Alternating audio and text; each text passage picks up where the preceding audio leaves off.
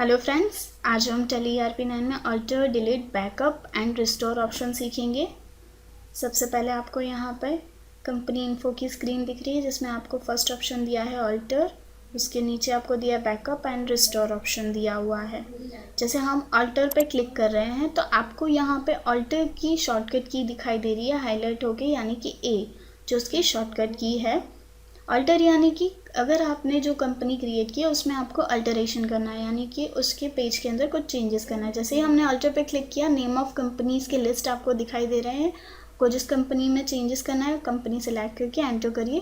उस कंपनी का first page open हो जाएगा जिसमें आपको जो भी चेंजेस करना है आप यहाँ से चेंजेस कर सकते हो। जैसे हमने यहाँ पे एड्रेस में चेंज करना है तो हम यहाँ से एड्रेस को रिमूव करेंगे और आपको जो भी लिखना है, जैसे हम यहाँ पे लिख रहे हैं नियर पेट्रोल पंप, जो एड्रेस के अंदर हमें थोड़ा सा चेंजेस करना है वो हम यहाँ पे चेंजेस ऐड कर रहे हैं।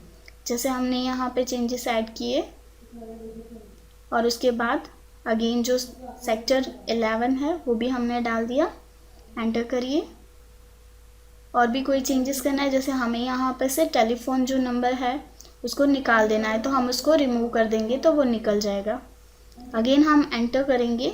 बाकी के कोई चेंजेस करने हैं तो आप चेंजेस कर सकते हो, अदरवाइज उसको सेम एज इट इज़ रख के एक्सेप्ट करवा दोगे तो जो भी आपने चेंजेस किए वो ऑटोमेटिकली उसके ऊपर अप्लाई हो जाएंगे। इस तरह से चेंजेस अप्लाई कर सकते हो। अगर आपको कोई कंपनी रिमूव करनी है तो आप यहाँ से सिलेक्ट कंपनी के ऑप्शन में जाके कंपनी फर्स्ट सेलेक्ट कीजिए और अल्टर पे क्लिक कीजिए और यहाँ से जो भी कंपनी आपको रिमूव करनी है कंपनी सेलेक्ट कीजिए। कीबोर्ड में से अल्टर डी प्रेस करिए, इस तरह का डायलॉग बॉक्स आएगा डिलीट के लिए, उसमें यस करिए। अगेन एक ऑप्शन आएगा आर यू श्योर, उसमें भी यस कीजिए तो वो कंपनी ऑटोमेटिकली डिलीट हो जाएगी। इस तरह से आप कंपनी डिलीट कर सकते हो। उसके बाद आपको ऑप्शन दिया हुआ है बैकअप।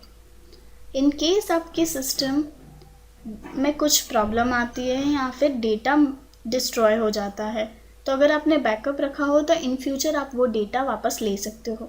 तो बैकअप के लिए हम यहाँ से शॉर्टकट दी है बी, उस पर क्लिक करेंगे तो इस तरह का आपको विंडो ओपन होगा जिसमें आपको डेस्टिनेशन प्लेस दिया है कि आपको बैकअप किस जगह रखना है। जैसे हमने यहाँ पर डेस्टिनेशन में ई ड्राइव में डेस्टिनेशन ऐड किया कि हमें बैकअप जो हमारी कंपनी क्रिएट की है उसका बैकअप ई ड्राइव में चाहिए, तो हमने यहाँ पे ई रखा और डबल डॉट यानी कि कॉलन किया।